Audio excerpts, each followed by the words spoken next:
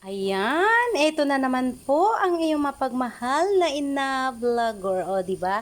Maggata tayo ng gulay, pako. O, di ba? Pako with bulaklak ng kalabasa. And then, ito na. Nakalimutan ko nga pala ipakita sa inyo before ko igisa ang alimasag na malaki. Kita nyo yan? Super big yan, di ba? Ayan. Ayan, super big. Yummy, yummy. Gagataan po natin siya. Kasama ang ating gulay na pako. Ayan, kasama yan. Ayan na, luto na ang ating crab. O, diba? Yeah, yummy, yummy, yummy, yummy crab.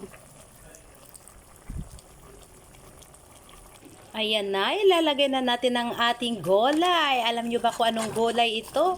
Ito ay ang gulay na masarap. Gulay pakho. Ayan, di ba? Talagang bagay na bagay ito sa ating mga panggata.